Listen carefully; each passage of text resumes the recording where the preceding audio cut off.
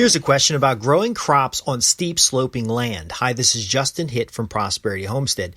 If you've got steep sloping land covered with trees or steep sloping land that's bare naked with grass, it can be transformed into a productive growing space, understanding a few key principles.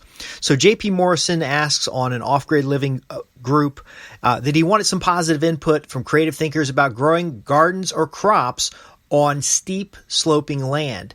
Right now he has land that is almost 45 degrees, and he was considering running either goats or sheep or some kind of animal on the slope because they can handle the slopes, and or bamboo, for example, because he can grow bamboo on a steep slope. Now, both solutions have some validity if the right structure is in place. He does have goats, and he can feed the bamboo to the goats. That's great. But the goats traversing across sloped land, what is that going to do to the land? Well, one of the things you can do is look at agroforestry systems or bamboo systems that include access points to move through the steeped area. Now, you don't necessarily have to grow on a steep slope. You may have other areas on the property that would be more preferable and require less work. You might notice that trees grow really well on steep slopes. You could leave the area forested. And in fact, over a certain slope, and we're talking about ratios here, for every 1 foot of elevation, the ideal slope will have 3 foot of level space. That's a 1-to-3 slope. If you're at 1-to-2, you can be stable. The slope will be stable for erosion, because erosion is one of the problems you're going to have with steep slopes. You put goats out there and the goats walk all over it. Then you get a couple good rains, you're going to have a muddy slope. Goats do better on rocky land that is sloped rather than a wooded forest. And the picture he has here is like a temperate climate forest. So you have to consider the rainfall on it, and you'll notice trees. Now, if you're going to plant trees on a slope that is steeper than 1-to-2, meaning 1 foot of elevation, 2 foot of level, then you're going to definitely need to have some kind of contour walking paths or footpaths in order to access the slope. And then the slope needs to be graded in such a way so that you can have what's called a net and pan. So you're basically going to have 1 or 2 horizontal walking paths to access the hill, and then you're going to have a number of 45-degree angled walking paths that intersect, and at each intersection you're going to dig a small little basin to plant your tree. Now, why do we do this? Well, small trees on a steep slope can easily be washed away. Now, if you have a slope steeper than 1 foot of elevation, 1 foot of horizontal, that's not a slope anymore. That's a cliff, because it's steeper than 45 degrees, and you really don't want to disturb that at all. In fact, if you have a slope that is that steep, you're going to want to plant several rows of trees at the bottom, at the foot, and several rows of trees at the top, so that we can stop any surface water from running off over that slope area. But 1-to-2, 1-to-3 slope, a simple net and pan system, which is these footpaths. You're not trenching, you're just scraping a little bit of soil away so that you can safely traverse the slope. And then everywhere your 45-degree horizontal, 45-degree walking paths cross, there's going to be a pan where you're going to put in a tree. Now, ideally, what you'll have is 1 or 2 horizontal paths to move across the slope, and below those paths, you will have trees put in place. Now, once you have these rows of trees, and you can use nitrogen-fixing trees, you can use fodder types of trees to build up density. Maybe every 8 feet you put in an oak or a quality tree that you might timber in the future, and your nitrogen-fixing trees would go in between. The key is you want to choose species that have deep roots. If you're on a slope that is rocky underneath, those roots are not going to go that far, and they'll tend to work down the hill. If you're on a slope that is moist, you're going to want roots that are not only deep, but webbing, like the willows. But overall, it's best to keep animals off of slopes that are steeper than 1-to-3. If you have animals on slopes that are 1-to-3, you can actually have wider walking paths, thick rows of trees, and you're more into an agroforestry model.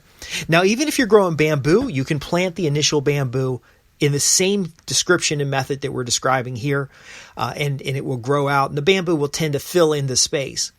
But even then, we want to be careful to maintain any movement across this space on contour. Now, why do we do that? Well, it's very important.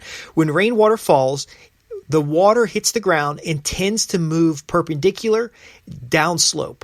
So it tends to move downslope, and if we can slow and spread the water with walkways or terraces, you're able to get that water to the energy out of that water, the gravitational energy out of that water to get that water to soak in. If that water soaks in and feeds a tree system, you could build a great fruit orchard. You could, depending on your solar aspect and the temperatures, your fruit can do well. You can do bush production, fodder systems. You can actually even have bamboo or such that is timbered over time.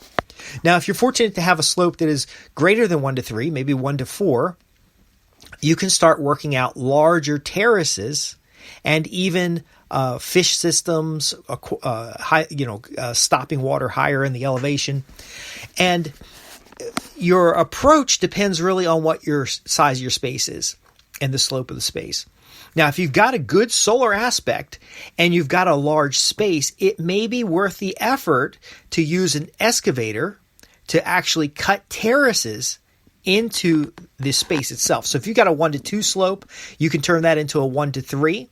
Or even a level terrace. Now, terraces require an understanding of earthworks, and we describe those things in details in some of the programs we do here. I can show you examples of what I've done on my own property.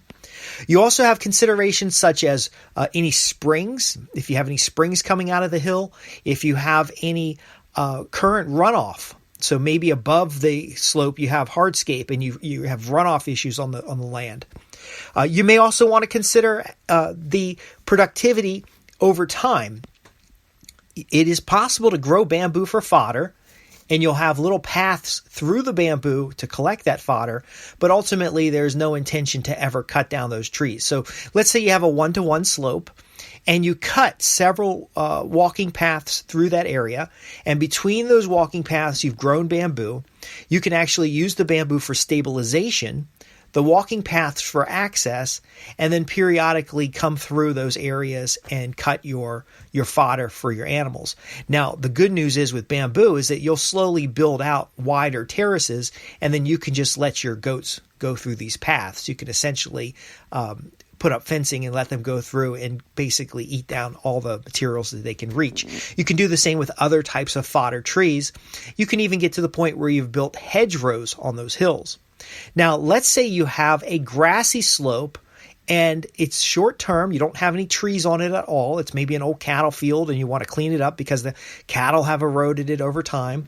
You can do the same contour paths, but instead of trees, use a deep-rooted grass such as a vetiver grass, and there's several others for the temperate climate. But basically, this grass will have a long, deep root. So you create your walking path, and then downslope from the walking path, you give yourself some space. You put this clumping grass in place. You could still put in trees. I like to see the clumping grass and then below that trees.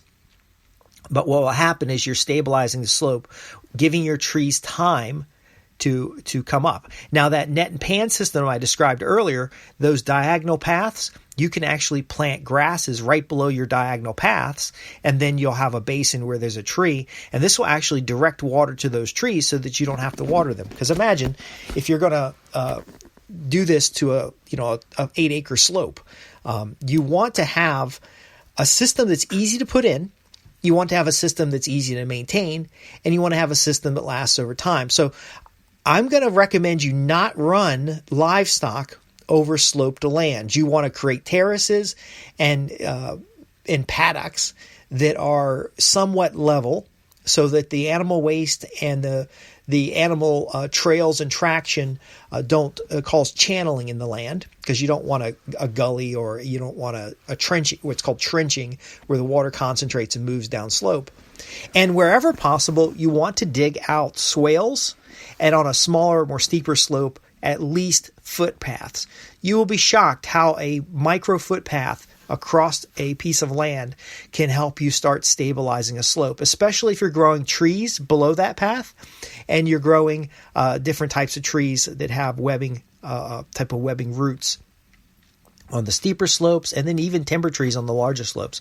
You could get to the point where you have a nice wide walking path and you're growing coppice trees, for example. So if you have a moist, wet slope that's maybe got a pond down near the bottom, you can actually grow willows along that, and then a path right above the willows. And then you can go through each year and coppice out the willows and use that for basketry, or use that for around the farm. It just really depends. Now, the design is very important. If you have a terracing garden and you've designed it in such a way for vegetable growth, that's going to be much different than if you design it for an orchard. So if you've got questions about design for a specific piece of property, the good news is that most counties have a GIS service, which is a geographic information service, where we can actually online look at the contours of your property and determine which areas should be in trees, which areas you can grow in, and which areas you can run animals over. And this selection is important because once you get a system stabilized, you're going to have different life cycles of that system, and that stabilization prevents you from having to do work again. So a lot of folks say, well, I don't want to rent an excavator. That's a lot of money. Well, imagine renting the excavator once and getting productive use of the land for 10, 20, 30 years. That's really what we're about here at Prosperity Homestead.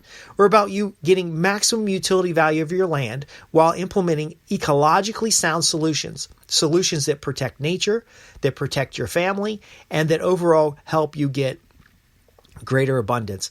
I'm Justin Hitt with Prosperity Homestead. If you have any questions about what we've covered here today or any of our podcasts, visit me at www.prosperityhomestead.org. I'm here to help high-income professionals and entrepreneurs, homeowners, affluent homeowners, get the maximum use from their land, their small farms, homesteads, or estates. Thanks for listening.